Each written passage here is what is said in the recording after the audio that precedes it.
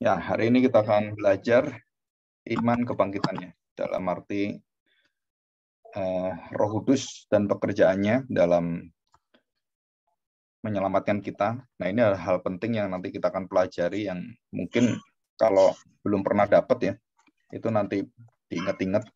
Dan ini satu karya penting dari Roh Kudus yang sudah menjadi satu warisan gereja ya, dan mengerti dengan baik. Siapakah yang membangkitkan Kristus? Nah, itu yang pertama kita bahas ya. Siapakah yang membangkitkan Kristus? Nah, kita buka Galatia pasal yang pertama. Galatia pasal pertama ayat pertama. Ya. Galatia pasal pertama ayat pertama.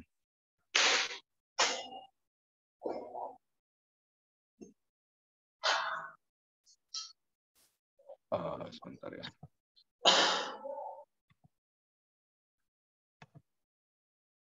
Oke, saya kebacakan ya. Dari Paulus, seorang rasul bukan karena manusia, juga bukan oleh seorang manusia. Jadi dikatakan bukan karena manusia, juga bukan oleh seorang manusia. Dijelaskan lagi ya, seorang manusia. Melainkan oleh Yesus Kristus dan Allah, Bapa kita, Bapa yang telah membangkitkan dia dari antara orang mati. Jadi Tuhan Yesus yang membangkitkan siapa? Nah, orang banyak kurang mengerti ya. Firman Tuhan udah jelas semua sih, seluruhnya ada dalam firman Tuhan. Jadi yang pertama yang dijelaskan adalah Bapa sendiri, Allah Bapa, membangkitkan Tuhan Yesus atau membangkitkan manusia Kristus yang mati di dalam menanggung dosa kita. Jadi dikatakan di sini Bapa yang telah membangkitkan dia dari antara orang mati. Yang kedua, dan dari semua saudara yang ada bersama-sama dengan aku kepada jemaat-jemaat di Galatia. Kasih karunia menyertai kamu dan damai sejahtera dari Allah, Bapa kita dan dari Tuhan Yesus Kristus, yang telah menyerahkan dirinya karena dosa-dosa kita untuk melepaskan kita dari dunia jahat yang sekarang ini, menurut kehendak Allah dan Bapa kita. Jadi kehendak Allah itu satu kesatuan ya. Allah yang tunggal itu dan Bapa. Jadi ini peranannya. Allah itu kesatuannya dan Bapa itu adalah peranan pribadinya. Baginya lah kemuliaan selama-lamanya. Jadi baginya lah itu bagi Allah, ya Bapa, ya termasuk juga di dalamnya Yesus sendiri dan Roh Kudus. Nah, yang kedua, Yesus itu dibangkitkan siapa? Nah, ini jadi pertanyaan sepanjang sejarah ya, dan ini menjadi satu pergumulan apologetika gitu, karena saya seringkali mendengarkan perdebatan-perdebatan di sana. Dan kita akan melihat di dalam Yohanes pasal 10. Yohanes pasal 10. Yohanes pasal 10 ayat yang ke-11. Perhatikan baik-baik perkataan Tuhan Yesus. Akulah gembala yang baik.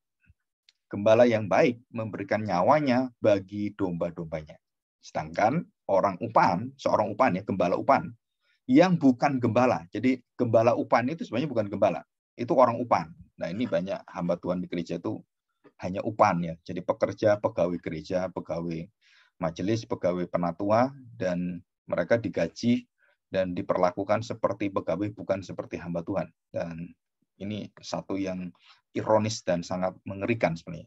Kalau kita melayani di gereja, dan kita kemudian jadi pegawai negeri, dan kita digaji, ditentukan gereja, dan semuanya diatur gereja, dan kita bukan menyalahkan gereja, bukan menyalahkan aturan gereja, tetapi gereja itu harus dibawa kebenaran, dibawa firman Tuhan, dibawa Kristus, dibawa Roh Kudus. Dikatakan, sedangkan seorang upan yang bukan gembala, yang bukan pemilik domba-domba itu sendiri, ketika melihat serigala datang, dia meninggalkan domba-domba itu, lalu lari. Sehingga serigala itu menerkam dan mencerai-beraikan domba-domba itu. Ini ya, terus ayat yang ke-17. Demikian bunyi firman Tuhan. Bapa mengasihi aku, oleh karena aku memberikan nyawaku untuk menerimanya kembali. Nah, ini. Jadi Tuhan Yesus itu bisa memberikan nyawanya dan mengambil nyawanya. Memberikan nyawanya dan menerimanya kembali. Nah, dia menerima kenapa? Karena memang dia serahkan Bapaknya dan Bapaknya memberikan kembali kepada dia. Apa yang dikembalikan? Yaitu kebangkitan manusia yang kekal itu di dalam Kristus itu ya. Nah, kita akan melihat ini selanjutnya. Bapa mengasihi aku oleh karena aku memberikan nyawaku untuk menerimanya kembali. 18. Tidak seorang pun mengambilnya daripadaku, melainkan aku memberikannya menurut kehendakku sendiri. Aku, Tuhan Yesus ini ya, berkuasa memberikannya dan berkuasa mengambilnya kembali. Inilah tugas pelayanan, ya, tugas yang kuterima dari Bapa. Jadi jelas ya. Jadi siapa yang membangkitkan Tuhan Yesus? Dirinya sendiri. Yang pertama siapa? Bapa. Ya, kedua dirinya sendiri. Wah, Tuhan Yesus bangkit sendiri? Iya. Kenapa harus dibangkitkan Bapa? Karena satu kesatuan. Karena itu pekerjaan yang Bapa ikut di dalam penyalipan, ikut di dalam penderitaan, ikut di dalam kematian, dan ikut juga di dalam kebangkitan. Dan ikut itu semua satu kesatuan ilahi Allah. Ya, disebut sebagai bahasa Inggrisnya Godhead. Ya, Godhead itu Allah kepala. Jadi satu kesatuan Allah. Ya, satu pemikiran. Godhead ya, satu kesatuan Allah disebut sebagai Echad ya, Elohim itu Allah yang Echad itu esa ya, satu, bukan tunggal satu jumlah, bukan ya, tapi satu kesatuan yang tidak ada yang lain, itu namanya satu. Nah, kita belajar ini. Terus yang ketiga, siapa yang membangkitkan Tuhan Yesus? Jawabannya adalah Roma pasal 8. Nah, ini ayat kita bahas. Roma pasal 8 ayat yang ke-11. Ya, ini diapalin ya ayat-ayat ini ya. Kenapa diapalin? Karena ini sangat penting sekali. Ini banyak orang tidak tahu. Yesus dibangkitkan siapa? Tanya nanti dosen-dosen, ahli teolog-teolog itu pasti bingung semua. Tapi kalau yang sudah pernah belajar, yang sudah pernah meneliti, nah itu pasti dia tahu. Dan ayatnya tahu, di mana tahu. Kalau mereka banyak nggak tahu. Ya, ini, perhatikan. Roma 8 ayat 11. Dan jika roh dia, nah roh dia itu apa? Roh Kristus, roh Allah, roh kudus, roh Tuhan, roh Elohim. Nah, roh itu artinya ruah, ya, pneumatos, nafas ya, jiwa. Dan jika roh dia, roh kudus, yang telah membangkitkan Yesus. Jelas ya? Jadi yang membangkitkan Yesus siapa? Roh Kudus, Bapa, dan dirinya sendiri. Jadi seluruh Godhead, kealahan itu, kesatuan, itu membangkitkan Yesus dan Yesus bangkit sendiri. Jadi artinya apa? Yesus juga mempunyai kuasa membangkitkan diri, Bapa membangkitkan dia, Roh Kudus membangkitkan dia. Loh, kenapa kok ketiga itu akhirnya sama-sama membangkitkan? Nah, itu adalah pekerjaan Allah yang sangat penting. Menunjukkan, mendemonstrasikan kuasa Allah, kemuliaan Allah, dan kekuatan yang menakjubkan, bahwa maut dan sangat maut dan kematian kekal itu sudah dikalahkan. Jadi oleh siapa? Allah sendiri. Dan di dalam Allah itu, di dalam tiga pribadinya, Bapa, Anak, dan Roh Kudus, itu mengalahkan maut. Jadi Roh Kudus juga mengalahkan maut, bukan hanya Tuhan Yesus ya. Roh Kudus mengalahkan maut juga bersama dengan pekerjaan Tuhan Yesus. Dan Tuhan Yesus mengerjakan pekerjaan Bapa. Dan dikatakan di sini, roh dia yang telah membangkitkan Yesus dari antara orang mati, dikasih koma ya, diam di dalam kamu. Nah, arti diam itu menjadi rumah. Arti diam itu adalah menetap. Arti diam itu adalah bait Allah.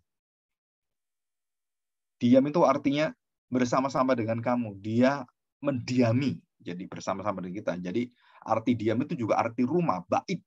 Bait itu tempat di mana kita tinggal dan di mana kita berada, dan itu adalah jiwa kita. Dikatakan diam di dalam kamu. Apa yang diam di dalam kamu?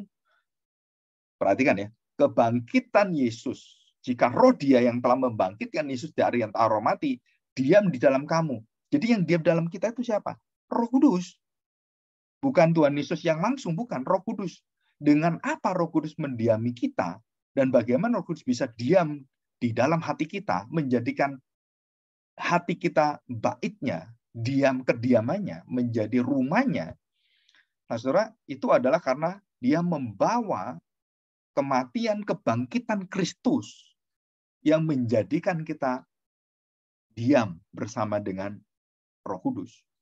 Jadi Roh Kudus ini membawa mujizat, ya mujizat bukan hanya mujizat ini, membawa kemuliaan, membawa satu pekerjaan yang luar biasa, yang tidak pernah dilakukan oleh siapapun, malaikat nggak bisa, semua nggak bisa.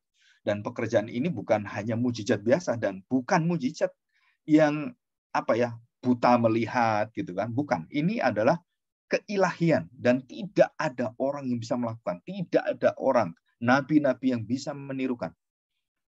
Malaikat-malaikat nggak bisa. Dan hanya Tuhan, hanya Allah, dan hanya Kristus, hanya Roh Kudus, hanya Bapa yang bisa. Nah, dikatakan di sini, roh Dia akan diam di dalam kamu. Roh Kudus akan diam di dalam kamu.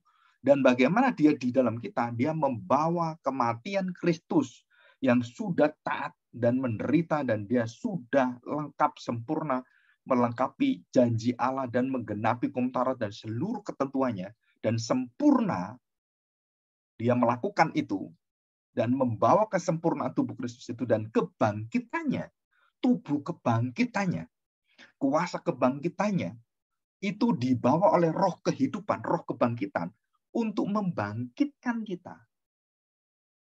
Jadi di sini kita lihat ya, Roh Kudus, roh yang menghidupkan, roh yang membangkitkan Kristus, termasuk di dalamnya tubuh dan roh Kristus dibangkitkan. Jadi dikatakan di sini bahwa Roh Kudus membangkitkan Kristus. Membangkitkan apa? Membangkitkan tubuhnya. Ya, membangkitkan tubuhnya. Roh Tuhan Yesus itu nggak dibangkitkan lagi. Kenapa? Karena dia sempurna rohnya. Roh dia adalah roh Allah juga. Sama. Jadi Esa, itu roh Allah adalah roh. Jadi roh itu tidak dibangkitkan. Tapi tubuh Tuhan Yesus dibangkitkan. Nah, tubuh Tuhan Yesus dibangkitkan dengan tubuh kebangkitan Kristus ini. Roh Kudus membangkitkan kita dengan membangkitkan tubuh Kristus untuk membangkitkan kita. Jadi kebangkitan Kristus ini oleh kuasa Roh Kudus akan membangkitkan. Jadi Roh Kudus memakai kebangkitan Kristus akan membangkitkan kita. Dengan apa? Dengan memberikan darahnya, nyawanya, penderitaannya, kematiannya yang sudah menelan kuasa dosa, kuasa maut, dan kuasa hukuman yang kekal. Dibawa oleh Tuhan Yesus dan dianugerahkan kepada kita melalui siapa? Melalui baptisan Roh Kudus. Jadi baptisan Roh Kudus itu apa? Nah ini, saudara. Ini baptisan Roh Kudus. Jadi baptisan Roh Kudus bukan orang kemudian menerima baptisan terus tertawa-tertawa, berbahasa roh. Bukan itu. Itu bukan baptisan Roh Kudus. Itu adalah satu manifestasi Roh Kudus hadir dalam hidupmu dan bisa bermacam-macam. Tapi itu bukan baptisan Roh Kudus. Ya. Karunia kan Roh Kudus bisa berbahasa roh, itu bukan baptisan, itu karunia. Karunia itu keluar dari Roh Kudus yang memakai kita dan kita keluar satu karya itu. Jadi kita melakukan pekerjaan pelayanan semuanya itu karya daripada Roh Kudus. Itu merupakan talenta yang diberi oleh Roh Kudus. Tapi itu bukan baptisannya. Bagaimana Roh Kudus membaptis kita? Dia membaptis kita dengan kematian Kristus dan dengan kebangkitan Kristus. Jadi kalau orang ditanya, Pak, baptisan ada berapa? Ya ada cuma satu. Loh Pak, saya kok disuruh baptis lagi? Disuruh baptis selam lagi? Kan saya sudah dibaptis. Kecil kan saya sudah dibaptis. Ya karena saya dari Protestan, saya dibaptis. Dan kemudian saya masuk gereja Pentakosta, Karismatik, dan mau kawin. Oh, saya diminta baptis ulang. Kenapa? Oh, gereja ini harus dibaptis ulang. Termasuk yang mau kawin. Terus gimana Pak? Nah, saya beritahu bahwa banyak orang-orang mengajarkan baptisan ulang di selam, baptisan ulang oleh Roh Kudus gitu ya. Itu adalah tidak pernah sesuai dengan firman Tuhan. Itu melawan firman Tuhan. Cara-cara ini tidak biblika, tidak alkitabiah, dan tidak di dalam kebenaran. Kenapa? Karena orang yang dibaptis itu bukan karena upacaranya, bukan karena airnya, bukan karena sungainya, bukan karena kolamnya, bukan karena ya tempat untuk air itu jadi bersifat fisik ya atau ritual, bukan. Baptisan yang dituliskan dalam Alkitab itu bukan penampakan baptisan ritual yang merupakan baptisan secara organisasi, secara kesaksian gitu ya. Bukan. Baptisan sesungguhnya adalah kita mati bersama dengan Kristus dan kita dibangkitkan oleh kebangkitan Kristus, oleh roh kebangkitan membangkitkan kita, membangkitkan kematian kita, tubuh kita yang dibawa oleh maut dan dijamin oleh tubuh Kristus yang mengalahkan maut, dan ditanamkanlah tubuh Kristus dalam diri kita. Dan kita mendapatkan jaminan dan saya tidak akan mengalami maut tidak akan masuk neraka, tidak dapat hukuman kekal, dan saya bisa mengalahkan dosa saya, belenggu-belenggu dosa. Nah inilah berita Injil. Inti berita Injil itu ini. Jadi kalau orang mengalami satu kemenangan yang luar biasa, wah hidupnya dipakai Tuhan luar biasa, mendapatkan mujizat banyak. Saya mendapatkan mujizat 4 kali gitu kan. Nyawa saya itu mau hilang 3 kali dan mendapatkan yang lain banyak sekali.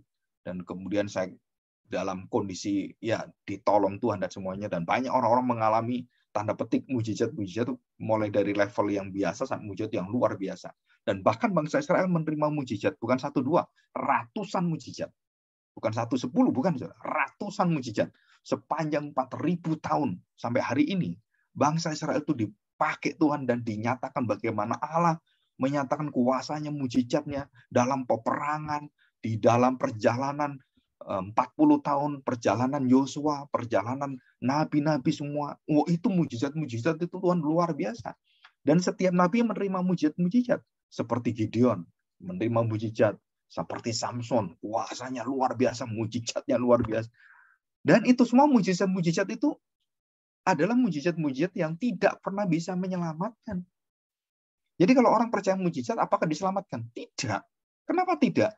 Kalau dia tidak percaya mati bersama dengan Kristus dan bangkit bersama dengan Dia, tidak ada hidup kekal. Saya beritahu, kenapa orang-orang yang mengikut Yesus, ratusan ribuan orang mengikuti Yesus, dan menikmati pelayanan Tuhan Yesus, menikmati mujizatnya, menikmati berkat-berkatnya, makan 5 roti 2 ketul ikan sampai kenyang mereka. Orang tuli, orang bisu, orang kusta, orang gila gitu kan, orang kerasukan setan. Wah, itu semua disembuhkan Tuhan. Saya tanya, apakah mereka pasti selamat? Jawabannya tidak. Tapi mereka menerima pekerjaan karya, demonstrasi Allah, tanda-tanda dan kuasa-kuasa yang luar biasa. Apakah mereka diselamatkan? Jawabannya tidak. 10 orang kusta diselamatkan Tuhan. Yang kembali cuma 1. Hanya 1 yang kembali. Yang 9 kemana? Ya udah, walau alam. Artinya apa? Ya, saya kan cuma datangnya kepingin hidup saya ini lebih enak. Saya sakit kemudian sembuh. Puji Tuhan, selesai. Soal percaya Tuhan Yesus kematiannya apa? Urusan nanti. Nggak mau tahu. Yang penting saya datang menjadi orang Kristen. Hidup saya baik, hidup saya lancar, saya mau jadi orang Kristen. Kalau hidup saya menderita, hidup saya penuh dengan penyangkalan diri, hidup yang dikuduskan, ditahirkan, saya nggak mau. Orang-orang seperti apa? Orang-orang yang celaka, orang-orang yang binasa. Tuhan Yesus katakan, kalau kita cuma dalam hidup ini aja, kita hanya mengandalkan percaya pada hidup ini saja, ya kita orang-orang yang mati, binasa di dalam rohani, masih nggak bisa hidup.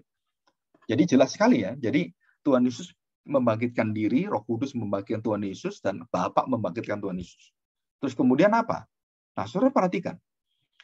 Waktu kita mengerti tentang bagaimana Roh Allah itu membawa kebangkitan Kristus dan kematian yang berhasil mengalahkan maut, karena dia tidak berdosa, dia menanggung maut, menanggung murka Allah, dan kemudian Roh Kudus membawa karya Kristus ini, kebangkitannya, kematiannya, penderitaannya, itu diimputasikan, diberikan pada kita, dan ditanamkan, dan berdiam. Nah, perhatikan.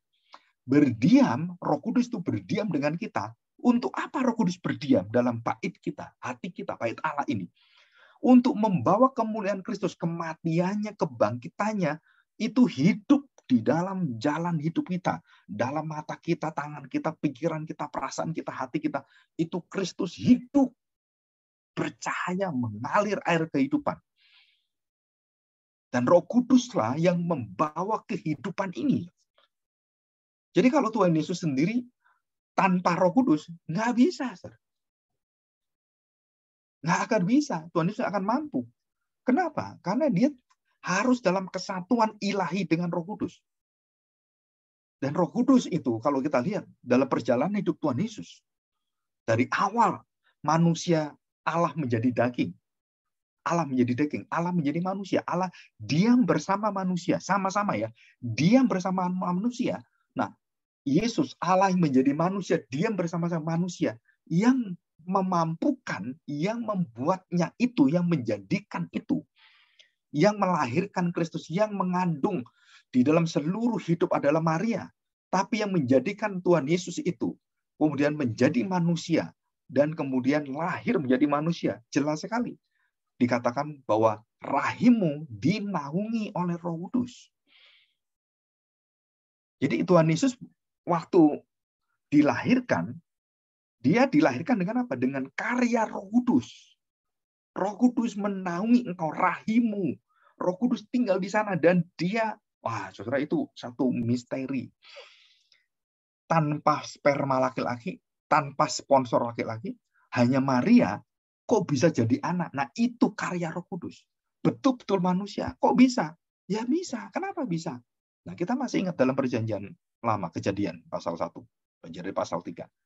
Nah, kita tahu bahwa Allah menciptakan manusia dan Allah memberikan nafasnya. Ruah. Allah memberikan apa? Rohnya. Roh siapa? Ya Roh Kudus. Jadi seluruh manusia itu diciptakan oleh Roh Kudus. Melalui Roh Kudus dan Roh Allah, nafas Allah, debu tanah menjadi manusia. Kenapa bisa menjadi manusia? Daging itu muncul dari mana? Dari debu tanah yang fana. Coba kamu lihat debu tanah, kamu ambil. Kamu menyimpan nggak? Debu tanah. Nah, ingat baik-baik. Ini manusia mulia dari debu tanah. Kok bisa mulia dari mana? Karena roh kehidupan, roh Allah, roh kemuliaan, roh itulah yang mencetak, menjadikan, menciptakan kita dan memberikan nafasnya, roh Allah, di dalam hidup kita. Tanah itu diambil dan diproses oleh Allah, dan roh Allah dimasukkan dalam tanah, debu tanah itu. Dan menjadi manusia. Siapa yang menjadikan itu? Ruah, nafas Allah, roh Allah. Jadi kalau roh Allah bisa menjadikan debu tanah menjadi manusia, apa susahnya Roh Kudus menaungi rahim Maria, terus kemudian menjadikan Kristus dan melahirkan di sana, dan akhirnya ada manusia Kristus. Nah, siapa yang memproses ini? Yang mencetak ini? Jawabannya adalah Roh Kudus. Jadi Roh Kudus bukan menciptakan Kristus ya. Bukan. Tubuh Kristus tidak diciptakan. Tubuh Kristus sudah ada sejak dulu kala. Dari sejak dulu kala apanya? Bahwa di dalam diri Allah itu ada satu unsur keilahian yang mampu menjadikan Allah itu menjadi manusia. Nah, tinggal tunggu waktunya. Tuhan Yesus pernah bergumul dengan Yakub, tanda petik seperti manusia, bergulat. Wah, bergulat. Tuhan Yesus pernah ketemu dengan Abraham. Tuhan Yesus pernah ketemu dengan Gideon. Tuhan Yesus pernah ketemu dengan Yosua dan menampakkan diri sebagai malaikat yang besar, bala tentara Allah yang gedenya itu minta ampun. Yosua lihat kaget, ini raksasa luar biasa ini. Sebegede apa nggak tahu saya. Karena Yosua melihat itu seperti panglima yang besar sekali. Wah, dan itu Yesus. Teofani, Kristofani. Dan waktu Musa melihat semak belukar menyala. Siapa semak belukar itu? Jelas sekali adalah penampakan Kristus dalam kemuliaannya dan berbicara dengan Musa. Nah, di situ. Jadi kita kembali bahwa Roh Allah, Roh Kudus ini bekerja bukan hanya kita melihat pada saat kebangkitan, bukan. Tapi waktu di dalam kandungan itu. Dan tidak ada satu malaikat yang bisa mengerjakan ini. Apalagi manusia. Dan hanya Allah yang bisa melahirkan sang anak manusia menjadi manusia. Yesus menjadi manusia dan lahir di sana. Dan itu adalah naungan Roh Kudus, karya Roh Kudus. Dan apalagi Pak karya Roh Kudus dalam diri Tuhan Yesus? Oh, banyak. Bahkan sampai di kayu salib pun Roh Kudus berkarya bersama dengan Kristus. Waktu dia di Taman Getsemani, dia menangis. Dan di situ dia mendapatkan satu jiwanya itu. Dan dikatakan Roh Kudus betul-betul mengerti bagaimana Kristus. Dan dia menyertai Tuhan Yesus.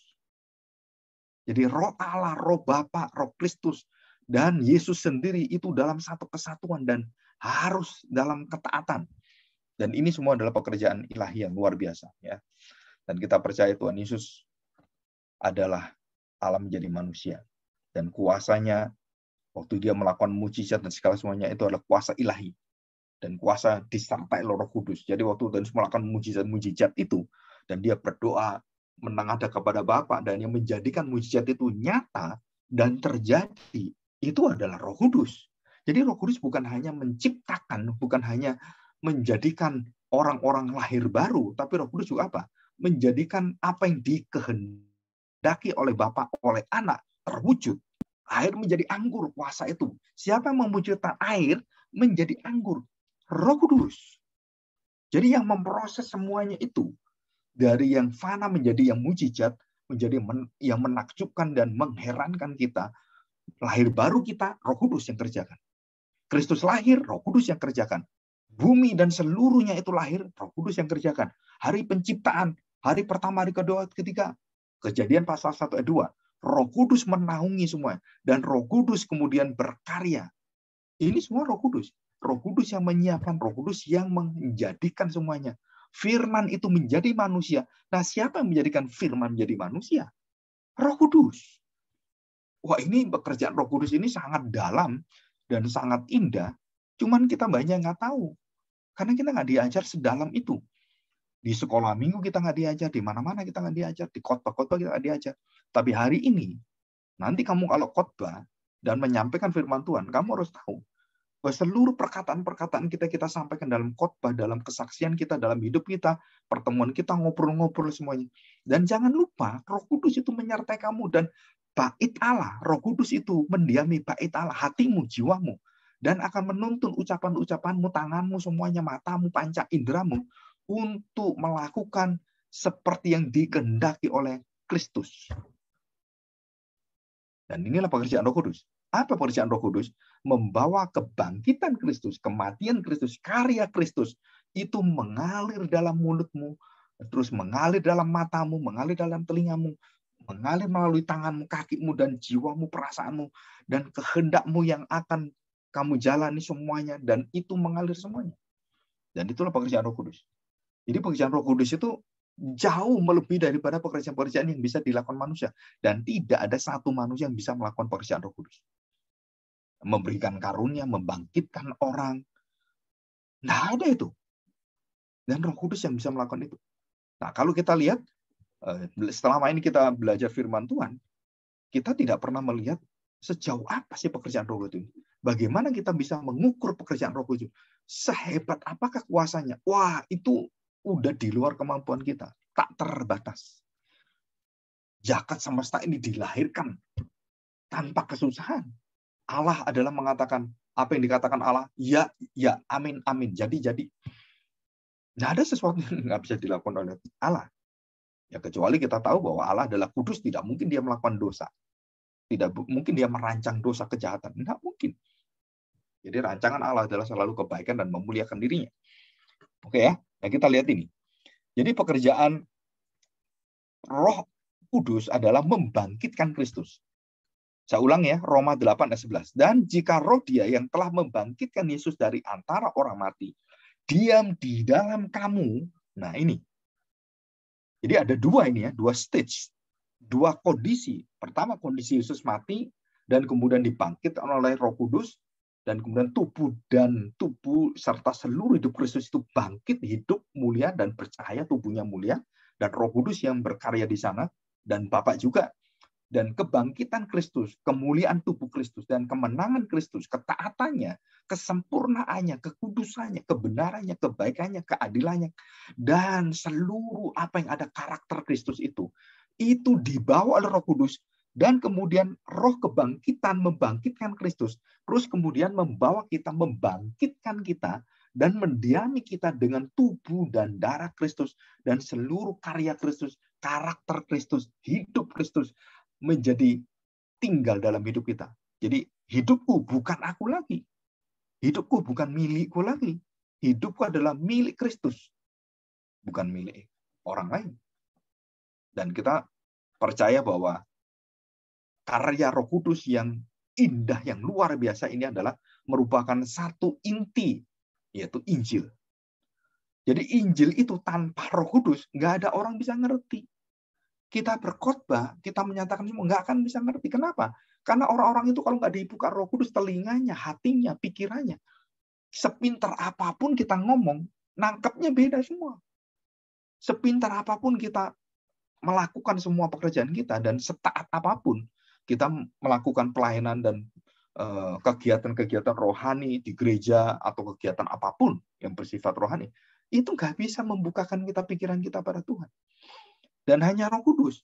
Nah, kalau kita sudah memiliki Roh Kudus, baru kita lihat jelas yang mana kerajaan Allah. Seek ye first the kingdom of God. Carilah dahulu kerajaan Allah. Bagaimana saya tahu apa yang harus saya kerjakan, yang baik yang mana, yang benar yang mana, yang kudus yang mana. Nah, siapa yang membantu kita? Roh Kudus. Bagaimana Roh Kudus membantu kita? Nah, Roh Kudus punya panutan, punya pedoman, punya GPS, ya, punya googling. Jadi kita mau kemana, tujuan kemana, mau jadi apa, nanti kita mau dibentuk bagaimana, kita terakhir menjadi gambarannya siapa. Roh Kudus semuanya membawa kita menjadi serupa gambaran anaknya. Gambaran Allah yang sudah rusak. Allah menciptakan manusia. Mari kita menciptakan manusia. Kita ciptakan manusia segambar serupa dengan kita. Bukan hanya Bapak ya, bukan hanya anak. Segambar serupa kita. Dan gambar itu rusak karena sudah jatuh dalam dosa. Nah, kerusakan gambar itu ditimpakan pada Kristus dan rusaknya muka kita, merusaknya hati kita, bobroknya jiwa kita, dan hancurnya pikiran kita, dan berhalanya pikiran kita, dan jahatnya pikiran kita, kejinya pikiran kita. Itu ditimpakan pada Kristus. Gambaran yang rusak itu digambarkan, dipakaikan pada Kristus. Dan Kristus mengambil gambar itu dengan sukarela. Karena Bapa yang meminta dia. Dan mengambil dosa kita, muka kita yang jelek, yang hina, yang bobrok, yang kejam, yang jahat, yang nggak pernah bertobat, hatinya keras, hatinya membatu, membesi gitu kan. Dan tidak pernah bertobat. Dan melawan Tuhan terus menggerutu. Waduh, banyak sekali dosa manusia. Itu ditimpakan pada Kristus. Nah, berarti kan baik-baik. Waktu Kristus menerima itu semuanya, dan dia membawa itu semua, dan dia bisa mengalahkan itu dengan apa? Dengan bantuan Roh Kudus. Yang bisa membantu Allah, siapa? Ya Allah sendiri. Yang bisa berdebat, yang bisa, ya istilahnya kita berdiskusi gitu kan. Siapa yang bisa berdiskusi dengan Allah? Ya Bapa, Anak, dan Roh Kudus yang berdiskusi dan tidak pernah ada pertentangan. Selalu ada damai, sukacita, dan tidak ada perlawanan, tidak ada kontras gitu kan. Oh ini ke sana, ini ke sini. Nggak ada. Satu kehendak, satu hati, satu arah, satu pikiran. Dan oneness. Satu kesatuan Allah. Dalam segala satu Allah itu satu. Kehendaknya satu. Pikirannya satu. Maunya satu. Itu adalah Allah. Jadi Roh Kudus, Anak Tunggal Bapa, dan Bapa Surgawi. Ini satu kehendak semuanya. Dan tidak pernah kehendaknya itu melawan satu sama lain. Wah, bertentangan satu sama lain. Nggak ada. Jadi anak melakukan kehendak Bapa, perkataan-perkataan Bapa. Anak tidak melakukan dan mengatakan apa yang dikatakan dari anak sendiri. Nggak ada. Egois diri sendiri nggak ada. Anak mengatakan, mengerjakan semua apa yang dikatakan, dikerjakan oleh Bapa. Roh Kudus juga sama. Dalam Yohanes 14 ayat 16 sama. Ayat 12 sampai 16 ya. Kalau sudah baca di sana, kalian baca di sana, itu pasti jelas sekali. Kenapa? Karena Roh Kudus tidak mengatakan perkataan dari dirinya. Dia akan mengatakan, dia akan mengajarkan, dia akan memimpin kita untuk mendengarkan dan mengerti perkataan-perkataan Kristus yang perkataan-perkataan hidup yang kekal. Mengajar Kristus dalam diri kita. Dan jelas sekali. Mengajar kita dalam hidup kita. Dan kita harus mengerti betul apa maksudnya itu. Apa maksud daripada kita menerima itu semuanya. Dan kuasa yang luar biasa ini. Apa kuasa itu? Adalah kuasa kita mendapatkan jaminan dari Tuhan Yesus Kristus. Bahwa Roh Kudus akan aku utus diam tinggal di dalam hatimu, di dalam jiwamu, hidupmu, tubuhmu, selama-lamanya. Dan dia tidak pernah akan meninggalkan kamu. Walaupun kamu seringkali tinggalkan dia, kamu seringkali menyedihkan Roh Kudus, kamu seringkali mendukakan Roh Kudus, membuat Roh Kudus itu akhirnya begitu banyak hal-hal yang Roh Kudus terima dalam mengerti kita, dosa kita. Roh Kudus juga menderita. Roh Kudus menderita seperti seorang ibu yang melahirkan bayi. Coba, penderitaan Kristus dan penderitaan Roh Kudus, penderitaan Bapa itu ada. Maka orang-orang mengajarkan orang Kristen tidak boleh menderita. Nggak ngerti firman Tuhan. Roh Kudus menderita, Tuhan Yesus menderita, Bapa sendiri menderita. Kenapa? Karena dosa manusia. Dia menderita karena dia merelakan anaknya dan dia memurkai anaknya, menghukum anaknya, membinasakan anaknya sendiri. Waduh, Bapa itu harus mau. Kalau tidak ada jalan keluar bagi manusia. Allah akan dimuliakan di sana. Karena karyanya, jasanya, kebaikannya, kasihnya, dia demonstrasikan. Dan manusia harus ngerti, tahu diri. Di sini. Ya, ini adalah satu kuasa yang indah, yang luar biasa. Ya. Oke, kita akan lanjutkan di dalam Matius pasal 20. Ya, kita baca ayat yang penting ini ya. Matius 20, ayat 28. Ya, dengar ya. Kalau ada pertanyaan nanti, tolong disampaikan ya, diberitahukan pada saya. Ya, perhatikan. Sama seperti anak manusia datang bukan untuk dilayani, melainkan untuk melayani dan untuk memberikan nyawanya menjadi tebusan bagi banyak orang. Jadi tujuannya adalah memberikan nyawanya tebusan bagi banyak orang. Ya, kita harus tahu ini. Ya. Nah, oke, kita lanjutkan ini. Oke. Ya. Nah, perhatikan baik-baik. Matius 10. Sekarang kita lihat Matius 10. Ya, Matius 10 ayat 28. Matius 10. Demikian bunyi firman Tuhan. Dan janganlah kamu takut kepada mereka yang dapat membunuh tubuh. Nah, ini satu ya. Jadi siapa yang bisa membunuh tubuh kita? Orang-orang bisa bunuh tubuh kita. Setan bisa. Malaikat-malaikat jahat bisa. Dan bukan hanya itu. Malaikat yang baik juga bisa membunuh kita. Dan Tuhan sendiri bisa membunuh kita. Jadi ada manusia, malaikat jahat, ya, iblis, dan semua roh-roh jahat, itu bisa membunuh kita. Bisa memperkarakan tubuh kita. Jika Tuhan berikan kuasanya, haknya, dan mengizinkan hal itu, wah, kita bisa dibinasakan setan, gitu. Kita bisa dibunuh, dan itu jelas sekali dalam peristiwa Ayub. Setan bisa bunuh Ayub, bisa, tapi Tuhan mengatakan nyawanya itu milik saya, bukan milik kamu. Jadi setan mampu untuk membinasakan orang. Orang bisa bunuh diri, orang bisa kemudian membunuh orang, dan kemudian saling membunuh semuanya. Itu semua, itu perkara di dalam dunia yang tidak kelihatan. Mereka dicengkram oleh setan, manusia membunuh manusia. Itu pekerjaan setan. Tuhan nggak pernah membuat manusia bunuh manusia. Itu pekerjaan setan. Sehingga orang-orang itu membunuh satu sama lain. Nah, itu setan senang. Manusia masuk neraka bersama. Wah, itu sukacita dia. Bukan orang bertobat. Orang meninggalkan Tuhan. Orang melawan Tuhan. Orang membuang dirinya, menghancurkan dirinya, membunuh dirinya. Nah, itu pekerjaan setan semua. Ya. Perhatikan ini. Dan janganlah kamu takut kepada mereka yang dapat membunuh tubuh, tetapi yang tidak berkuasa membunuh jiwa. Ya. Jadi orang-orang bisa bunuh kita, setan bisa bunuh kita, iblis bisa bunuh kita, tubuh kita bisa hancurkan, memberikan penyakit dan semuanya. Tapi kita ingat baik-baik. Apa yang harus kita ingat di sini? Nah, kita harus ingat apa? Perhatikan baik-baik. Yang tidak dapat membunuh jiwa. Jadi setan nggak bisa membunuh jiwa orang Kristen. Malaikat-malaikat semua dan siapapun termasuk manusia tidak bisa bunuh kita. Mungkin tubuh kita bisa dibunuh. Tapi jiwa kita, roh Allah, roh di dalam diri kita, hidup kita, hati kita, jiwa kita, itu nggak bisa mati. Nggak bisa dibunuh oleh mereka. Jadi waktu orang bunuh saya, tusuk saya, cuk, gitu kan. Terus saya mati. Tapi dia tidak bisa membunuh jiwa saya. Ya. Jadi ini jelas ya, tidak berkuasa membunuh jiwa. Dan dikatakan oleh Tuhan Yesus, ini Tuhan Yesus sendiri berkata, takutlah terutama kepada Dia yang berkuasa membinasakan jiwa. Nah, yang pertama. Dan atau maupun tubuh di dalam neraka. Nah, bukan tubuh dalam kuburan, bukan. Tubuh di dalam neraka. Jadi setan-setan bisa bunuh tubuh kita masuk kubur, ya kan?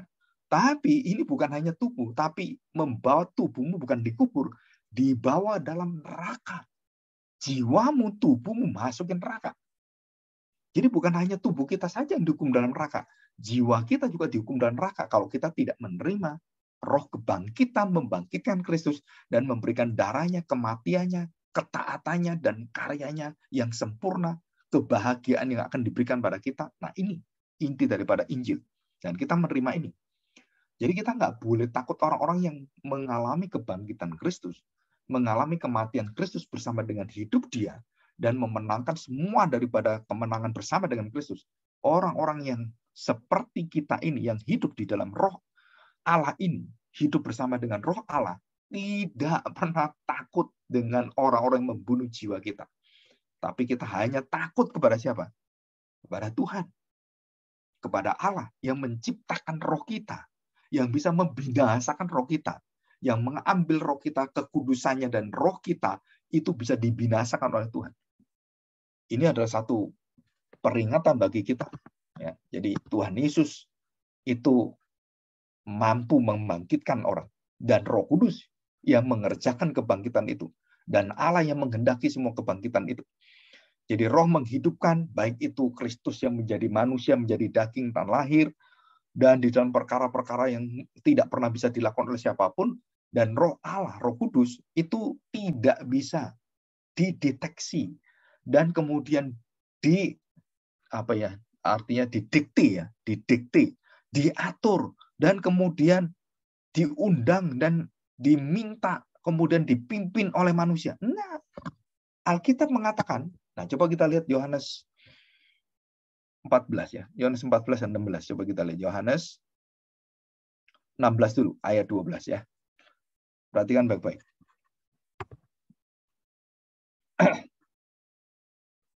Yohanes 16 ayat yang ke-8. Dari ayat 7 ya. Dari 7. Saya bacakan.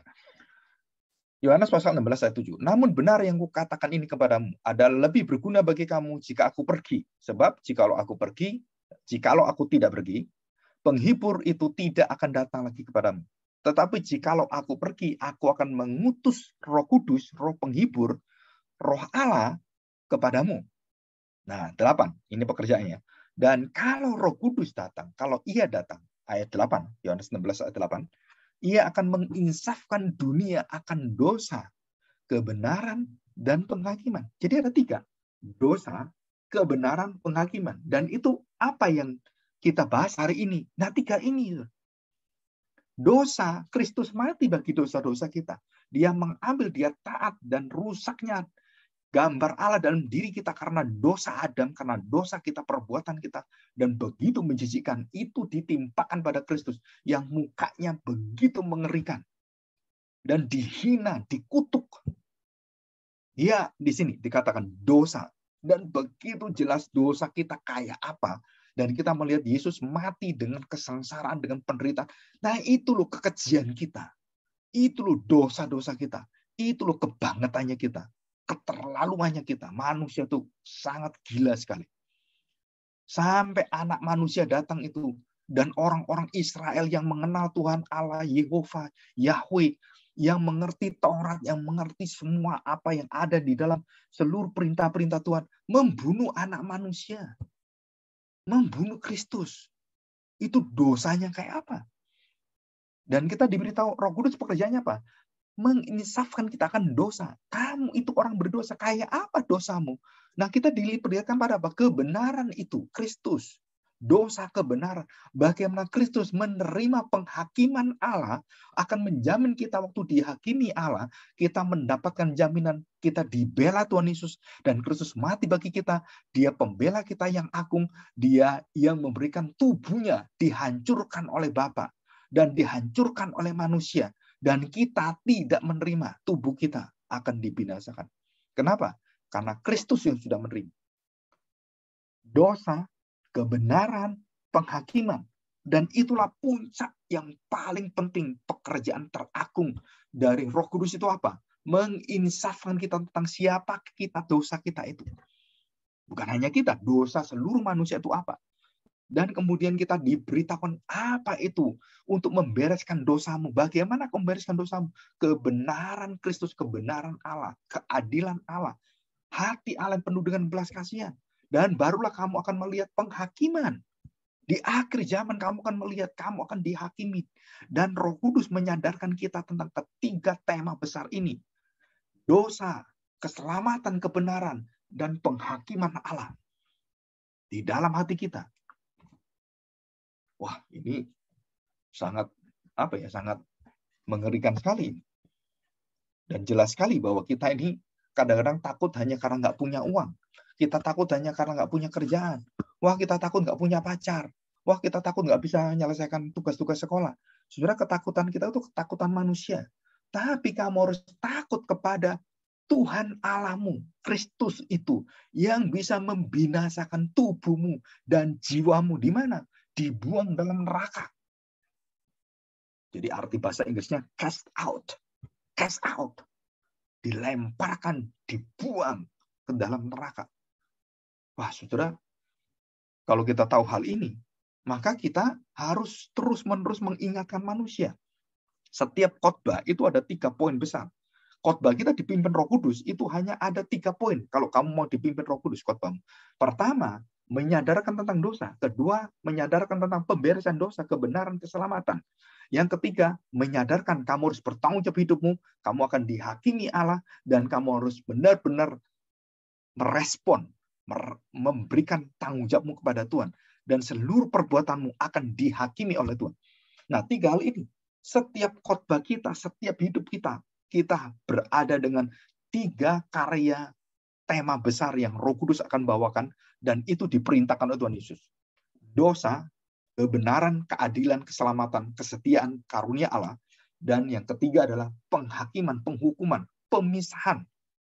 Domba dari kambing, gandum dari ilalang, gadis bijaksana dari gadis bodoh, gereja yang sesat, Injil palsu dari Injil yang asli, dan Tuhan akan memisahkan itu di akhir zaman. Dan Tuhan sudah memberitakan kepada kita, kita sudah tahu yang sesat siapa, gembala palsu siapa, gembala upan siapa, gereja yang benar apa, pengalaman yang benar apa, perasaan yang benar apa, dan kita diberitahu. Dan ini semua ada pekerjaan dari Roh Kudus. Dan ini luar biasa sekali. Ya, kalau kita melihat baik-baik, luar biasa. Kalau kita baca ini ya. 1 Korintus pasal 3 ayat 13. Nah, ini jaminan dari Tuhan. 1 Korintus pasal 3 ayat yang ke-17. Ya. Saya bacakan ayat yang ke-10 ya, perhatikan ya. Supaya kita tahu urutannya. 1 Korintus pasal 3 ayat 10. Nah, ayat 11 itu menjadi ayat hafalan. Ya. 1 Korintus pasal 3 ayat 11. Pasal 11 ayat 3. Ya, itu harus diingat ya. 1 Korintus pasal 3 ayat 11 dibalik 1 Korintus pasal 11 ayat 3. Yesus adalah fondasi, akar, dasar, permulaan dari seluruh hidup gereja Tuhan. Dan dia akhir dari hidup gereja Tuhan, kepala. Jadi dia adalah, dikatakan sini, dasar, seluruh dasar bangunan, jadi fondasinya, dan dia kepala, seluruh perintah semua akhirnya menuju kepada kemuliaan Kristus, kepada kepala. Dan ini dijelaskan ya. Oke, sesuai dengan kasih karunia Allah yang dianugerahkan kepadaku, aku sebagai seorang ahli bangunan yang cakap telah meletakkan dasar, dan orang lain membangun terus di atasnya. Tetapi tiap-tiap orang harus memperhatikan bagaimana ia harus membangun di atasnya. Karena tidak ada seorang pun, jelas, no one. Boleh kalau Alkitab mengatakan, tidak ada seorang pun, Roma pasal 3 juga sama ya, tidak ada seorang pun yang benar, tidak ada seorang pun yang baik, tidak ada seorang pun mencari Allah. Tidak ada seorang pun yang meletakkan, yang mampu meletakkan dasar lain daripada dasar yang telah diletakkan, yaitu siapa? Yesus Kristus. Jadi ini menyambung tadi kan, bait Allah itu. Siapa yang diletakkan Roh Kudus menjadi dasar hidup kita? Siapa yang menjadi milik kita, yang menjadi kediaman kita, yang menjadi dasar hidup kita, bangunan kita, bangunan bait Allah kita. Dasarnya itu apa? Roh Kudus membawa apa? Yaitu tubuh Kristus. Kebangkitan Kristus. Seluruh hidup Kristus menjadi dasar kita. Nah ini kan Roh Kudus diberitahukan kepada kita bahwa dia melakukan seluruh dari karya Kristus dalam hati kita. Dan Rasul Paulus mengatakan dasar yang diletakkan yaitu Yesus Kristus. Nah, siapa yang meletakkan, yang memampukan kita bisa menerima Roh Kudus? Ya, 12. Entahkah orang membangun di atas dasar ini dengan emas, perak, batu permata, kayu, rumput kering, atau jerami? Semua akan dihakimi Tuhan. Semua akan dibakar oleh Tuhan. Ayat yang 13. Sekali kelak pekerjaan masing-masing orang akan nampak. Ya, penghakiman ini kan. Karena hari Tuhan akan menyatakannya, sebab ia akan nampak dalam api, dan bagaimana pekerjaan masing-masing orang akan diuji oleh api. Nah, ini baptisan api.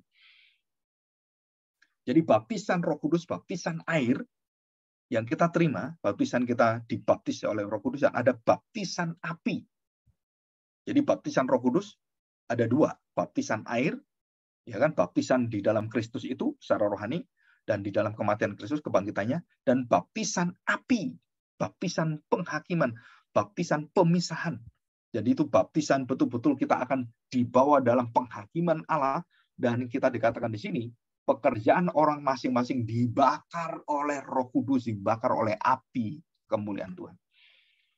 Jika pekerjaan yang dibangun seseorang tahan uji, ia akan mendapat upah. Jika pekerjaan seseorang itu tidak tahan uji, maka pekerjaan orang itu akan terbakar. Ya, ayat 15. Jika pekerjaan terbakar, artinya tidak tahan uji, ia akan menderita kerugian, tetapi ia sendiri akan diselamatkan. Puji Tuhan.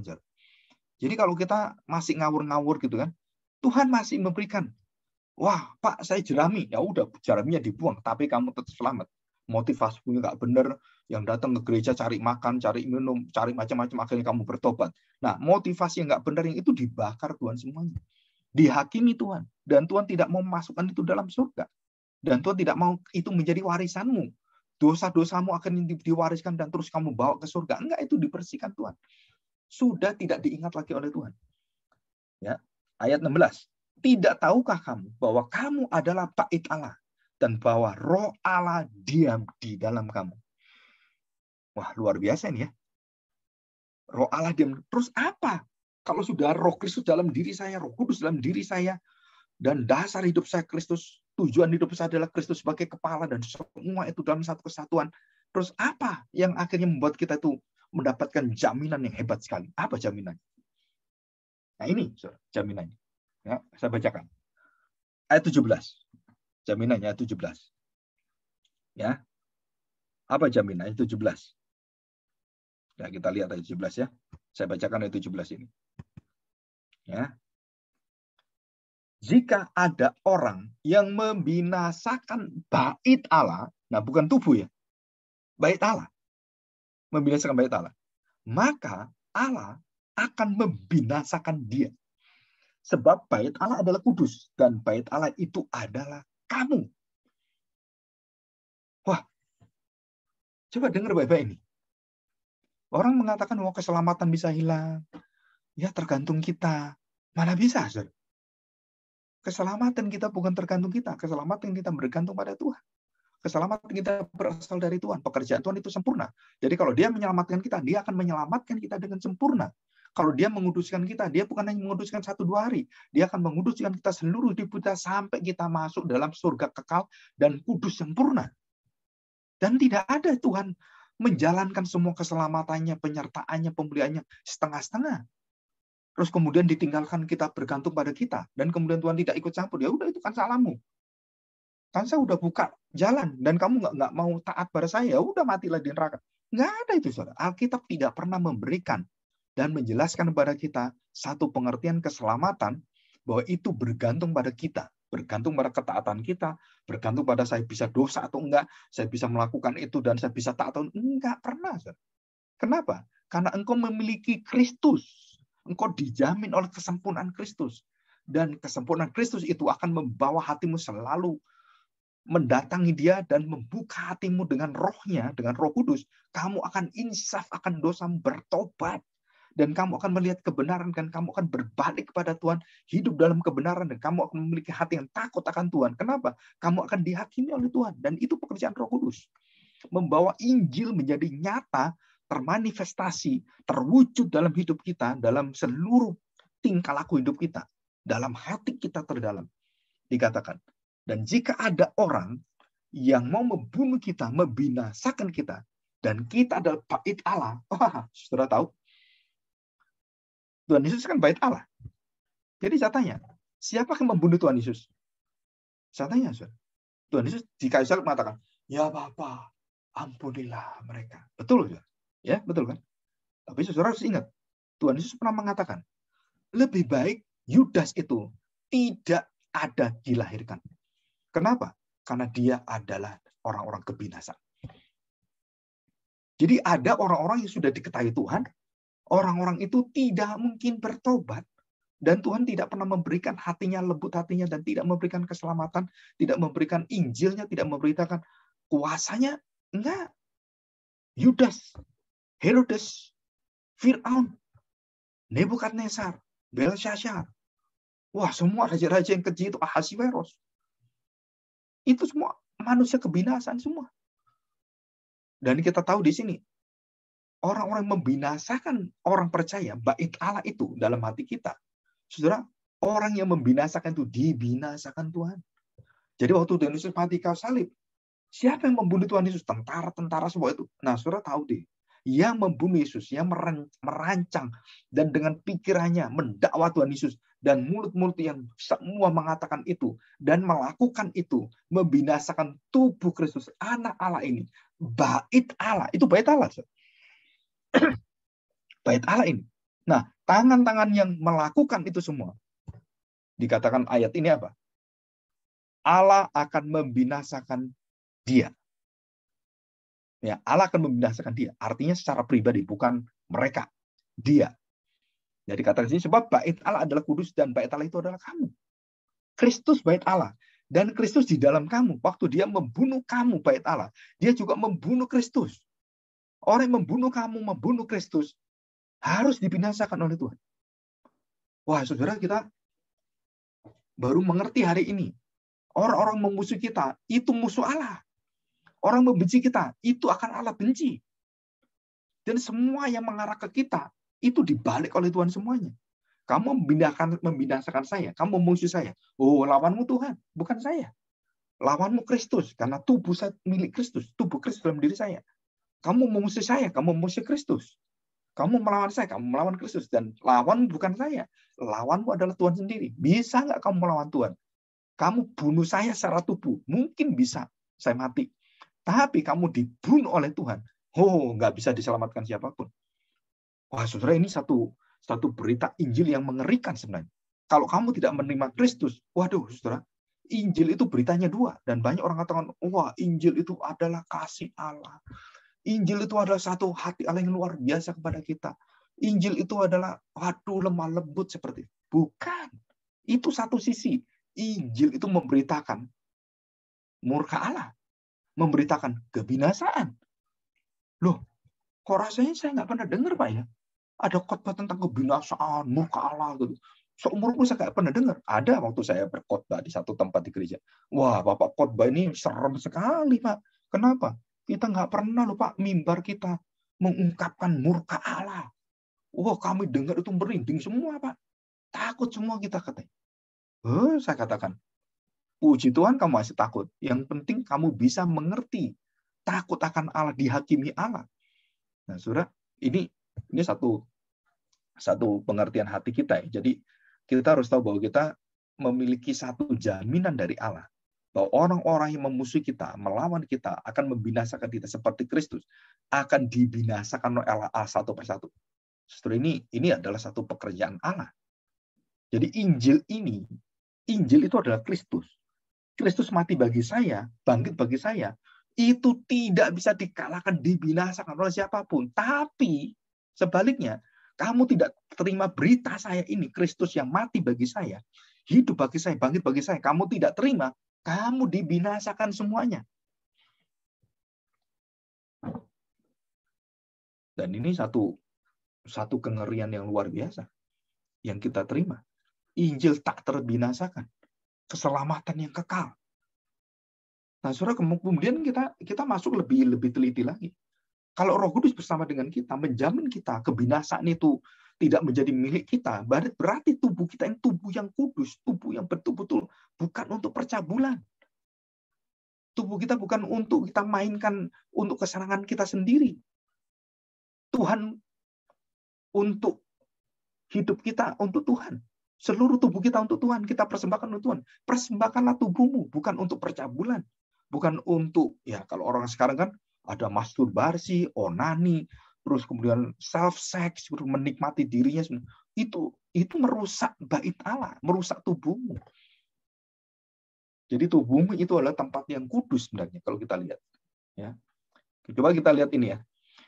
Kenapa ini hal penting ya, kematian yang terakhir ini menjadi satu kekuatan yang penting bagi kita, karena kita akan diberitakan oleh Tuhan tentang satu hal yang sangat indah sebenarnya. Ya, coba kita lihat di dalam Yudas juga.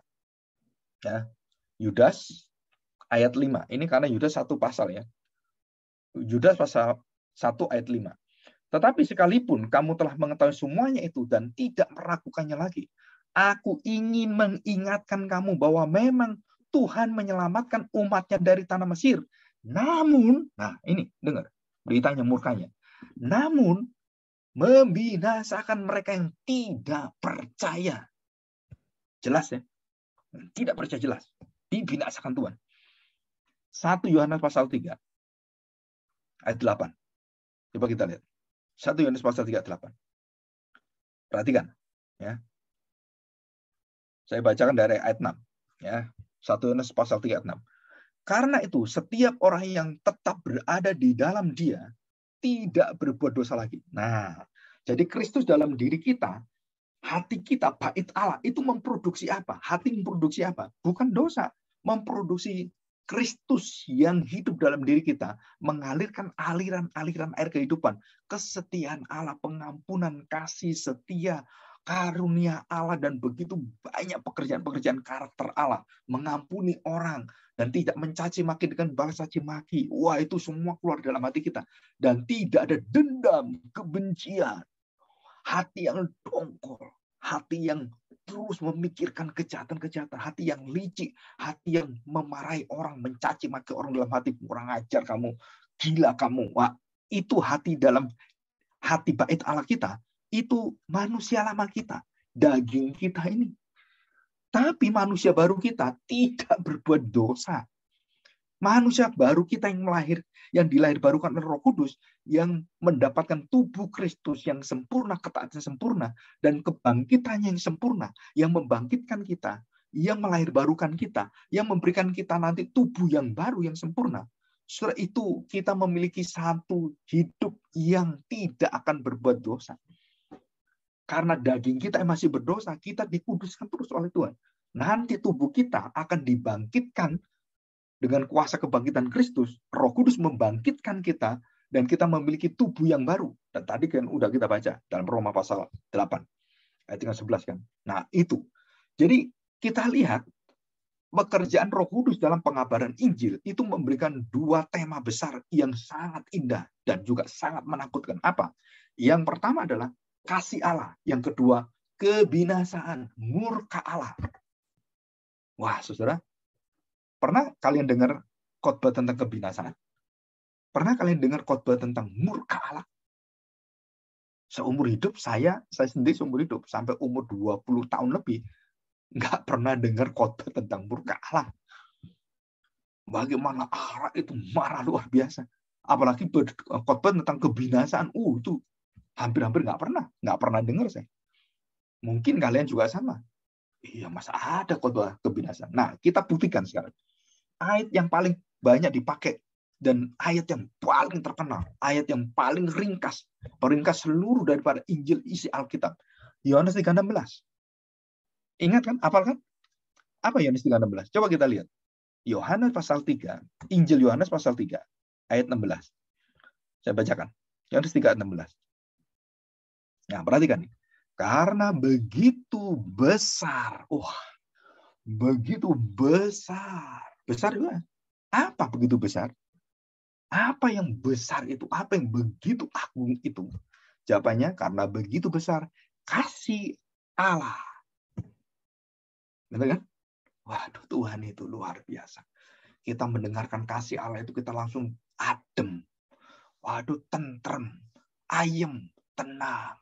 Waduh, damai, luar biasa ini. Waduh, Tuhan, kasih Allah. Dan orang lupa, hanya seleksi aja telinganya, pikirannya. Termasuk pendeta-pendeta, pengkhotbah-pengkhotbah juga sama. Hanya menyeleksi apa? Kasih Allah. Ayat ini tidak berbicaranya kasih Allah. Ayat ini berbicara banyak. Dan bukan hanya kasih Allah.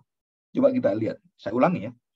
Karena begitu besar kasih Allah akan dunia ini, dunia yang bobrok penuh dengan dosa, kekejian, dan dosa yang mengerikan itu.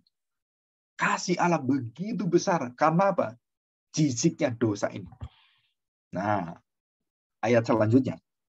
Sehingga, karena kasihnya bukan karena dunia ya, karena kasihnya, karena kasih yang besar Allah itu, motivasi Allah adalah kasih, bukan karena dosa orang, bukan karena dunia ini, bukan. Ya, dikatakan karena begitu besar kasih Allah akan dunia ini.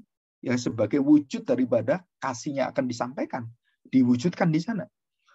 Sehingga apa akibatnya? Sehingga ia telah mengaruniakan, menganugerahkan anaknya yang tunggal, supaya, nah ini, saudara, kalimat ini, supaya itu ada dua manusia di situ. Ada dua generasi di situ. Ada dua kerajaan di situ. Apa?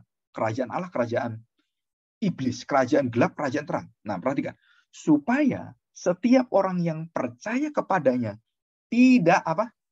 Binasa. Perish. Bahasa Inggrisnya perish. Binasa. Nah, baru keluar binasa. Kenapa binasa ini nggak pernah dikhotbahkan? Kenapa binasa ini nggak pernah disampaikan? Binasa itu apa artinya? Mati kekal. Mati selama-lamanya. Hukuman maut. Terpisah dari Allah. Dan tidak ada hadirat Allah, kebaikan langsung dibuang. Dan dicabut. Dikatakan di sini. Supaya setiap orang yang percaya kepadanya hidup kekal. No. Yohanes menegaskan apa? Mendahulukan binasa. Jelas kan? Supaya orang yang percaya tidak mati, maut, dan mengalami binasa. Tapi selama ini, kamu baca ayat ini. Kamu baca ayat ini, ayat apa yang dibaca? Oh, begitu besar kasih Allah. Allah mencintai manusia. Ya kita dicintai Tuhan. Akhirnya kekristenan dibentuk apa? Yang nggak pernah takut dengan murka Allah. Nggak pernah takut dengan kebinasaan.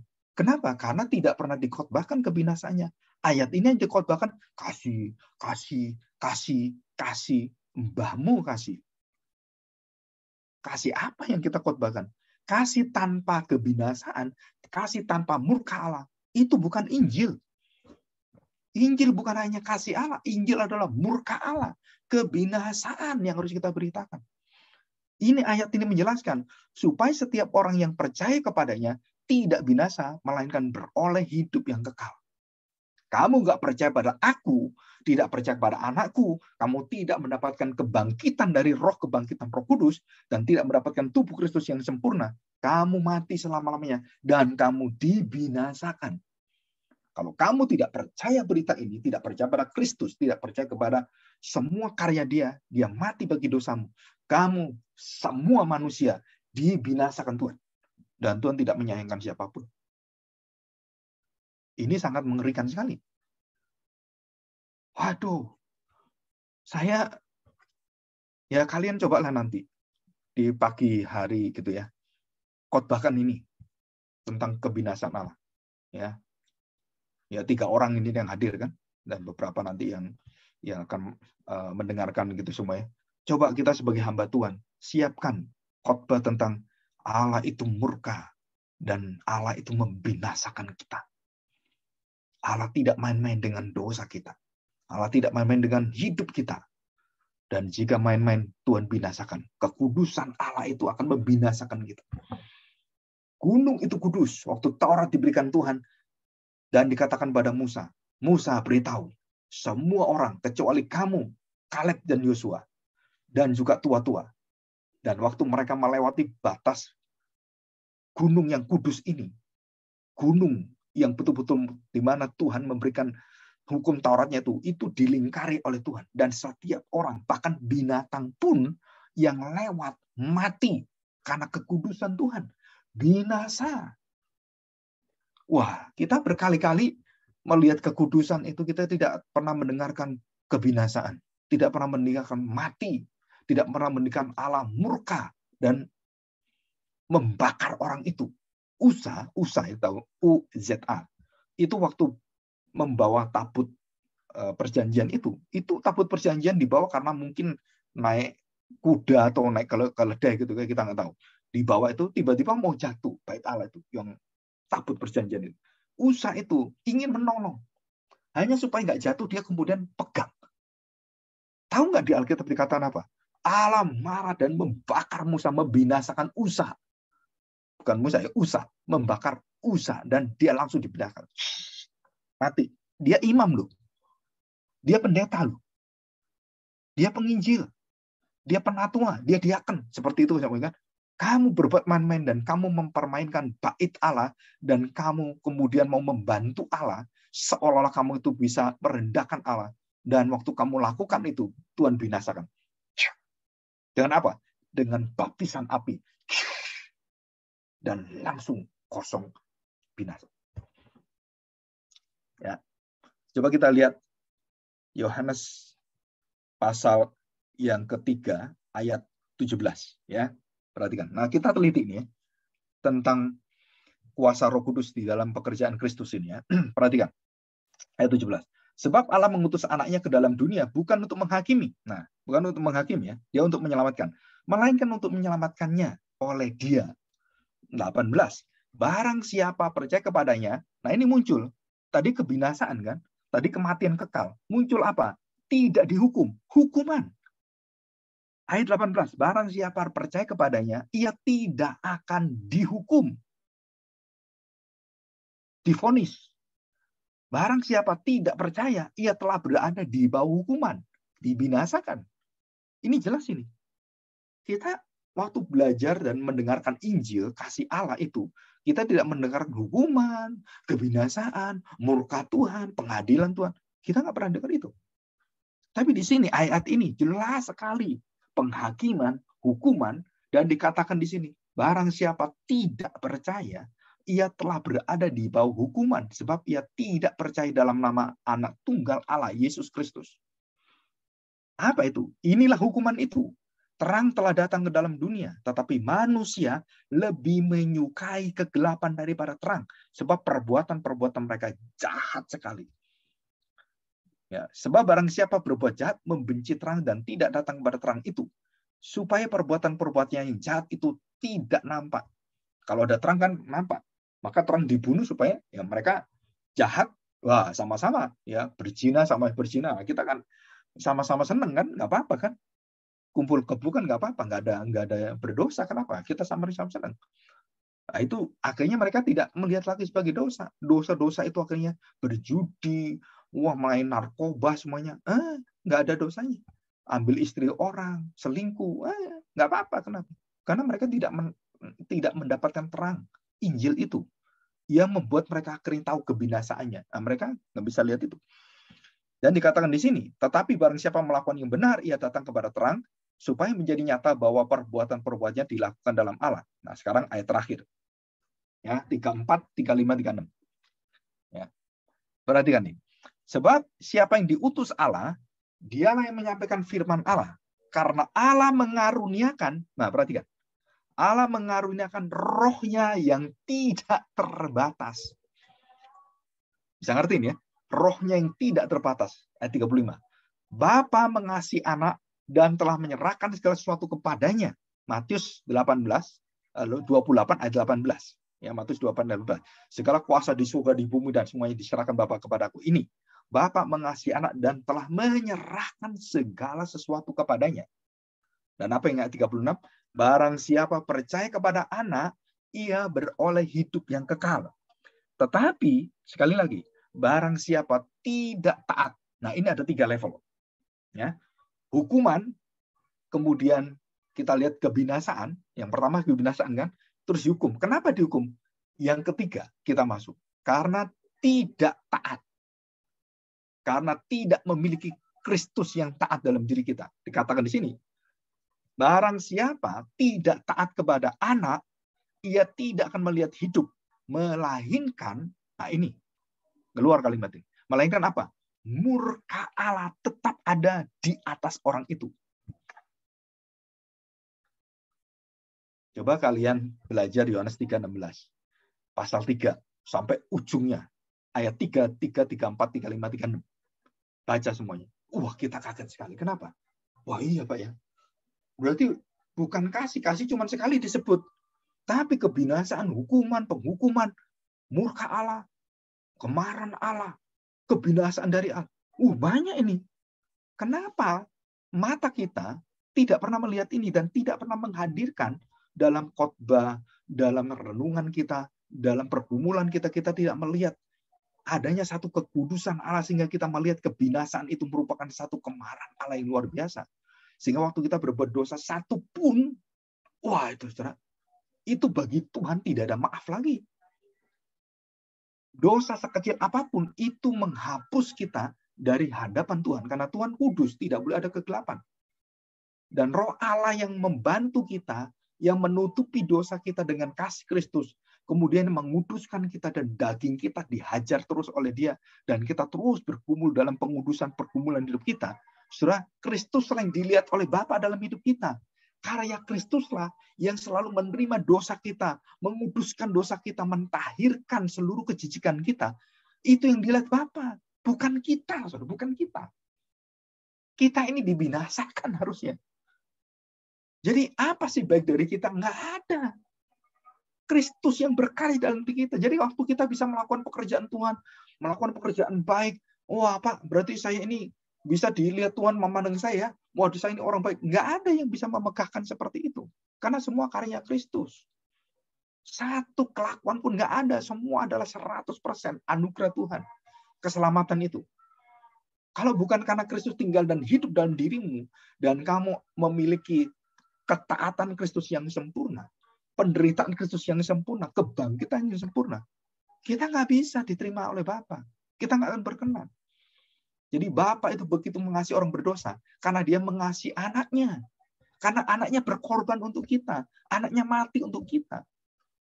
Sehingga akibatnya kasih Bapa kepada anaknya begitu besar. Kasih Bapa kepada anaknya. Inilah anakku. Kepadanya aku berkenan. Aku mengasihi dia. Nah dari situlah Bapa akhirnya bisa mengasihi orang-orang berdosa karena Kristus.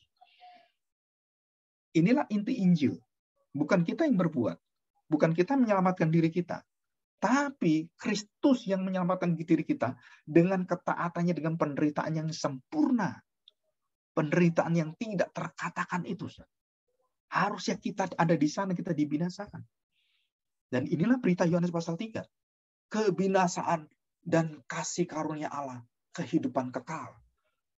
Tapi saudara harus tahu, begitu saya memilih hidup kekal, saya tidak dibinasakan. Begitu saya lepaskan hidup kekal, saya tidak mau hidup di dalam ketaatan kepada Tuhan, saya langsung murka Allah ada di atas saya.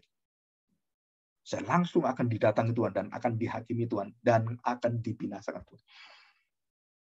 Wah, mengerikan sekali ini. Oke, kita lihat ini ya. 1 Korintus 15, coba kita lihat. Nah, inti iman kita itu apa? Kekuatan iman kita itu apa? Tanpa ini, kamu percaya Tuhan Yesus sehebat apapun, nggak ada gunanya, sia-sia. Kenapa sia-sia? Nah ini ayatnya. Kita lihat 1 Korintus 15 ayat 12. Ya. Coba kita lihat. Saya bacakan ayat 14, langsung aja. Karena waktunya sudah mepet ini ya. 1 Korintus 15 ayat 14. Tetapi andai kata Kristus tidak dibangkitkan, maka sia-sialah, jelas kan? Maka sia-sialah imanmu, kepercayaanmu. Maka sia-sialah pemberitaan saya, Injil. Sia-sia kalau Kristus tidak dibangkitkan. Siapa yang membangkitkan Kristus? Roh Kudus, Bapa, dan Dia sendiri bangkit. Dikatakan di sini. Tetapi andai kata Kristus tidak dibangkitkan, maka sia-sialah pemberitaan kami. Dan bukan hanya itu, sia-sialah juga imanmu, kepercayaanmu. Jadi puncak tertinggi daripada Injil Tuhan, pemberitaan Injil, misi Allah, apa itu? Membawa kebangkitan Kristus menjadi berita utama, karena yang bisa mengalahkan maut, mengalahkan dosa, yang memberikan seluruh hidupnya sempurna untuk tuntutan Allah melakukan hukum Taurat, adalah tubuh Kristus yang sempurna dalam penderitaannya. Dan dia dimurkai, dia dibenci manusia, dia disiksa, dia dibunuh, dia dihina, dicaci maki, dia dihajar, dan dia kemudian ditombak, dicambuk semuanya. Dan dikatakan di sini, kalau kamu hanya percaya Yesus mati, tapi tidak percaya dia bangkit, seluruh imanmu sia-sia. Jadi banyak orang Kristen, hanya orang Kristen tahu, oh ya saya berdosa, Tuhan ampuni saya. Tapi tidak pernah hidupnya bangkit dalam kebenaran, dan dia melakukan dalam hidupnya, Kristus ada dalam hidupnya. Dia bisa mengasihi sesamanya, dia bisa rela menyangkali dirinya, mementingkan orang lain, mendahulukan kerajaan Allah, hidup seperti Kristus kekudusannya. Saudara, kalau cuman kita katakan, oh ya kita jadi Kristen selesai, oh udah saya percaya Tuhan Yesus mati bagi saya, dia mati bagi dosa saya, dan hidupnya tidak pernah berubah, itu orang-orang kebinasaan. Dari buahnya kamu tahu pohonnya. Dari pohonnya kamu tahu buahnya. Buah yang baik, pohonnya pasti baik. Kalau kamu diselamatkan, pasti kamu menghasilkan buah pertobatan, buah kerajaan Allah, buah kebenaran, buah Roh Kudus, buah surgawi, buah pohon kehidupan, Kristus sendiri. Akulah pokok anggur, buah anggur yang selalu merambat dan selalu berlimpah-limpah. Anggur itu buah yang paling limpah. Nggak ada buah yang paling banyak seperti anggur. Ada pohon besar, buahnya sedikit. Anggur itu pohonnya pokok, bukan pohon ya, cuman pokok aja. Tapi buahnya itu banyak sekali. Nah, itulah hidup Kristus, hidup kita. Dan dijelaskan di sini, sia-sialah imanmu, kepercayaanmu. Ya, ayat 15. Lebih daripada itu, kami ternyata berdusta. Kami bohong semua. Kalau kamu tidak percaya kebangkitan Kristus dan kamu tidak hidup dalam kebenaran, ya bohong semua kita. Ngapain kita menjadi orang Kristen seperti ini? Sama dengan dunia, hidup dengan dunia, berzina sama dengan dunia, ke diskotik juga sama dengan dunia, hidup berdagang juga sama seperti dunia. Apa gunanya? Binasalah kita semua. Dan dikatakan di sini, kita berdusta terhadap Allah. Karena tentang Dia kami katakan bahwa Ia telah membangkitkan Kristus. Ternyata kamu nggak ada kuasa Kristus dibangkitkan. Dan kamu tidak mengakuinya dalam hidupmu. Wah, berdusta saya. Bagaimana bisa kamu menerima Kristus yang tidak dibangkitkan? Nah, ayat 16-17 ya. Demikian. Sebab jika benar orang mati tidak dibangkitkan, maka Kristus juga tidak dibangkitkan. 17. Dan jika Kristus tidak dibangkitkan, maka sia-sialah kepercayaan kamu, dan kamu masih hidup dalam dosamu. Jelas ya? Jadi kalau saya percaya Yesus mati, saya hanya percaya Yesus hanya perkara-perkara dunia ini, kebutuhan-kebutuhan saya. Oh, saya sakit, Tuhan sembuhkan saya. Oh, saya butuh makan, Tuhan kasih makan. Saya butuh pacar, saya mau kawin, saya butuh istri, Tuhan pimpin saya. Itu semuanya hal-hal yang, kalau kita ngomong, itu adalah hal yang superficial, hal-hal yang sudah selayaknya orang lain juga mendapatkan dan Tuhan juga berikan itu semuanya. Tuhan tahu kebutuhan kita. Tetapi kebutuhan utama kita adalah kematian Kristus dan kebangkitannya, itu menjadi berita utama dalam diri kita. Jadi kita nggak boleh memberitakan lagi tentang hal-hal mujizat itu yang dicari orang seperti Yesus datang, didatangi orang banyak. Wah, kenapa kamu datang? Tuhan Yesus marah itu. Kamu hanya mau makan roti kan? Kamu tidak terima saya, kamu mau makan roti. Kurang ajar kamu. Saudara, banyak orang menerima Kristus yang melakukan mujizat spektakuler, tapi waktu disuruh Yesus, Tuhan Yesus mengatakan, sangkalilah dirimu menderita bagi dia. Ketolak semuanya. Nah, orang-orang Kristen seperti ini, orang-orang binasa yang cuma mengatakan, oh, jadi Kristen itu harus berkat, nggak jadi berkat, jangan orang Kristen. Ini ajaran setan. Ajaran sesat yang luar biasa. Kenapa? Nggak ada satu ayat pun mengajarkan itu. Tuhan Yesus mengatakan, apa sih syaratnya orang masuk surga? Menyangkal dirimu, pikul salib, ikut aku selamanya, menderita bersama dengan aku. Dan kamu akan hidup dalam kelimpahan luar biasa. Bukan kelimpahan berkat dalam arti fisik, bukan arti emas banyak, kemudian punya kekayaan yang luar biasa, rumah besar, mobil. Saudara, itu semuanya kesesatan. Bukan berarti kita anti dengan itu, bukan. Itu semua adalah hal yang tidak menjadi tujuan dari hidup kita. Tujuan hidup kita apa? Kita menerima kebangkitan Kristus. Kita hidup di dalam Kristus. Kita mampu melihat karakter Kristus tinggal dalam mulut saya, keluar dari mulut saya, mengalir dari hati saya. Orang benci kita, orang yang ada masalah, kita bawa Kristus di dalamnya. Ayolah kamu saling berdamai. Kamu anak-anak Tuhan, kita saudara dalam iman. Jangan bertengkar, jangan terus seperti ini. Ayo kita bertobat, kita saling memaafkan, kita saling mengaku dosa. Wah, saudara, itu satu kuasa yang luar biasa. Bukan menyuruh orang, ayo kamu bisa menjadi kepala, tidak menjadi ekor. Saudara, ini kita ngajar apa sebenarnya? Yang kepala itu Tuhan, nggak ada ekornya. Di Alkitab dikatakan, kepala itu cuma satu Tuhan. Kenapa kita mengajar kita semua kepalanya? Coba kita pikir baik-baik. Alkitab nggak pernah mengajar, kamu adalah kepala. Nggak ada, itu doa di dalam perjanjian lama. Tapi Tuhan Yesus mengatakan kepala itu adalah Kristus. Rasul Paulus mengatakan kepala itu Kristus, bukan kita. Dari mana itu ajaran yang memperkosa Alkitab? Yang abuse, yang memperkosa itu artinya ya membuat seenak sendiri gitu ya. dipreteli semua dan nggak tahu dari mana itu teori-teori seperti itu. Nah, kita bersyukur pada Tuhan. Kenapa?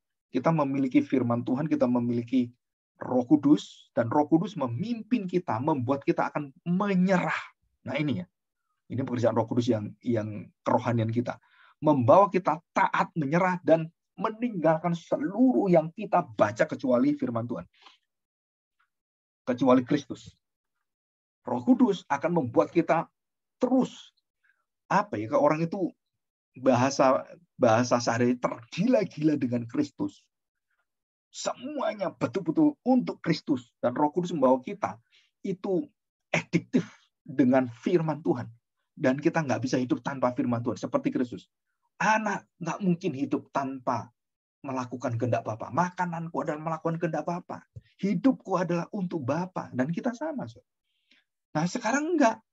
Tuhan, kamu hidup untuk saya, bukan saya untuk Tuhan. Dan semua dibalik semuanya. Tuhan melayani saya, bukan saya melayani Tuhan. Wah, saudara, Tuhan saya pimpin, bukan Tuhan mimpin saya. Wah, itu terbalik semuanya. Dan kita harus mohon pertolongan Tuhan. Kenapa? Karena pengajaran ini, kalau bukan Roh Kudus yang bukakan dalam hati kita, pengertian yang sungguh-sungguh murni dari Alkitab, dan bukan bercampur dengan pengalaman kita, bukan bercampur dengan tetek bengek yang ada, apalagi hamba-hamba Tuhan, pendeta-pendeta yang sesat, yang banyak itu menyelewengkan Alkitab, yang nafsirkan Alkitab seenak sendiri, nggak pernah hidupnya di dalam kekudusan, itu buang aja, jangan dengar mereka. Ya, Tuhan Yesus mengatakan, kamu semuanya jangan melihat tingkah lakunya. Firman Tuhan kamu dengarkan, udah yang benar kamu dengar, yang lain buang aja. Jadi kita memilih, menyeleksi semua perkataan ini benar. Dan saya juga waktu masih sekolah Alkitab juga sama. Saya dulu pernah kagum dengan satu hamba Tuhan. Saya lihat jatuh dalam dosa. Kagum dengan ini lagi. Sama aja, sombongnya luar biasa. Lihat ini, ini lebih lagi ini orang gila ini. Di mimbar bagus sekali. Di bawah pukuli anaknya, caci maki istrinya, tempeleng istrinya. Waduh, ini gimana ini? Ada hamba Tuhan kayak gini. Aduh, di mana kuasa Roh Kudusnya? Di mana itu kekuatan yang menyelamatkan kita? Nah, kita harus belajar. Kenapa? Percuma kita berapologetika, kita berdebat, kalau hidup kita ini tidak dicatat oleh Tuhan hidup kita ini. Jadi berbahaya kamu bukan karena kamu melakukan mujizat, kalau kamu bisa melakukan apologetika dengan bagus, orang bisa dengar. Bukan. Berbahagialah namamu tercatat di kitab kehidupan. Nah, itulah inti iman kita. Kristus bangkit dan seluruh hidup Kristus, kematian, karya Kristus itu dianugerahkan pada kita. Sehingga kita bukan hidup untuk diriku lagi, bukan hidup untuk keinginan saya lagi, hidupku bukan aku lagi. Nah, ini kita tutup ya, Galatia. Setelah itu kita masuk dalam doa. Galatia ya, pasal 2. Ya, ayat 19 sampai 21. Ini Rasul Paulus ya. Galatia pasal 2 ayat 19 sampai 21. Kita baca, setelah itu kita masuk dalam doa ya. Sebab aku telah mati oleh hukum Taurat, untuk hukum Taurat, supaya aku hidup untuk Allah. Katakan hidup ya.